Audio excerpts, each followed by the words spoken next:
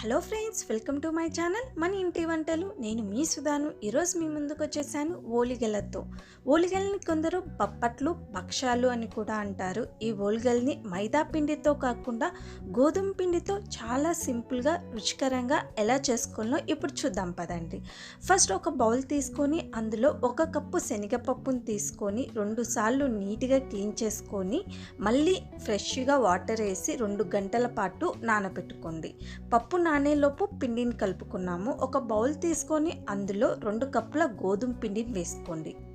ఇందులోనే చిటికెడు ఉప్పును వేసుకోండి, చిటికెడు పసుపును కూడా వేసుకోండి. పసుపు అన్నది ఆప్షనల్, మీకు నచ్చితే వేసుకోండి, లేదంటే స్కిప్ చేసేయండి. పసుపు వేయడం వల్ల ఓలిగలు మంచి కలర్లో కనిపిస్తాయి. తర్వాత కొద్దిగా నీళ్ళని పోసుకుంటూ పిండిని కలుపుకోవాలి. చపాతీ పిండి కన్నా కొద్దిగా మెత్తగా ఉండేలాగా పిండిని కలుపుకోండి. అప్పుడే ఓలిగలు పర్ఫెక్ట్గా టేస్టీగా సాఫ్ట్గా వస్తాయి.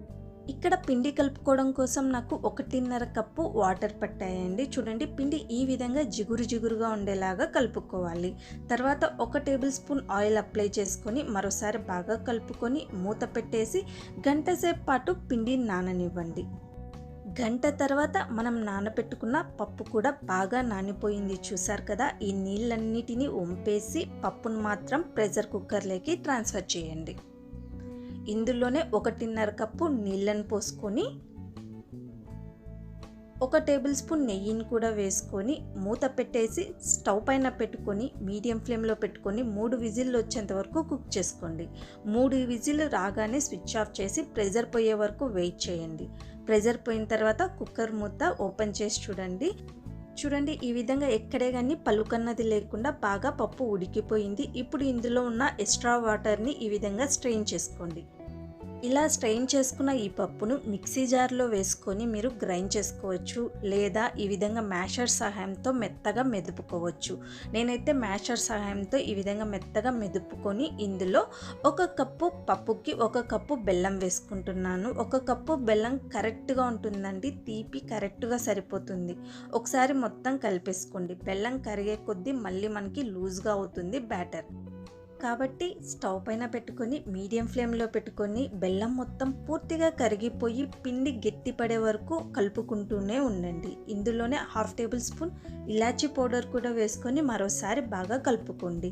ఈ ప్రాసెస్ మందపాటి గిన్నెలో చేసుకుంటే మీకు అడుగంటకుండా ఉంటుంది. చూడండి, ఈ విధంగా పూర్తిగా గట్టిపడిన తర్వాత కొద్దిగా పిండిని తీసి చెక్ చేయండి. మీకు చేతి వేళ్ళకు అంటుకోకుండా ఉంటే పిండి కరెక్ట్గా అయినట్టు. స్టవ్ ఆఫ్ చేసి కొద్దిగా చల్లారనివ్వండి. చల్లారిన తర్వాత ఈ విధంగా మీడియం సైజులో బాల్స్ని చేసుకొని పక్కన పెట్టుకోండి. పూర్ణంని మొత్తం ఈ విధంగా బాల్స్ని చేసుకొని నేను పక్కన పెట్టుకున్నాను. ఇప్పుడు మనం ఆల్రెడీ నానబెట్టుకున్న గోధుమ పిండి కూడా బాగా నానిపోయింది. చూసారు కదా, ఇప్పుడు మీరు ఎంత సైజులో పూర్ణం తీసుకున్నారో అంతే సైజులో గోధుమ పిండిని కూడా తీసుకొని ఓలిగల్ని ఎలా ప్రెస్ చేసుకోవాలో చూద్దాము. ఒక పాలిథిన్ కవర్ తీసుకొని అందులో 1 టేబుల్ స్పూన్ నెయ్యిని కానీ ఆయిల్ కానీ అప్లై చేసుకోండి.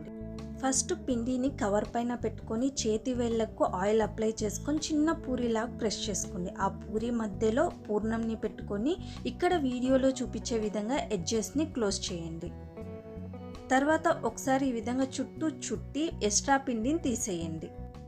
ఒకసారి ఈ విధంగా లైట్గా ప్రెస్ చేసుకొని మళ్ళీ కవర్ పైన పెట్టి దానిపైన ఇంకొద్దిగా నెయ్యిని కానీ ఆయిల్ని కానీ వేసుకొని ఫింగర్స్తో ఈ విధంగా ప్రెస్ చేసుకోండి. పిండిని మీరు మరీ గట్టిగా కాకుండా ఈ విధంగా నేను చూపించిన విధంగా సాఫ్ట్గా కలుపుకున్నట్టయితే పర్ఫెక్ట్గా మీకు ఓలిగలు రెడీ అయిపోతాయండి. ఇలా రెడీ అయిన వీటిని చేతిపైకి జాగ్రత్తగా తీసుకోండి. తర్వాత స్టవ్ పైన పెనం పెట్టుకొని పెనం హీట్ అయిన తర్వాత పెనం పైన ఓలిగని వేయండి. తర్వాత చుట్టూ కొద్దిగా నెయ్యిని కానీ ఆయిల్ని కానీ వేసుకొని 2 వైపులా మీడియం ఫ్లేమ్లో పెట్టుకొని మంచిగా కలర్ వచ్చే వరకు కాల్చుకోండి.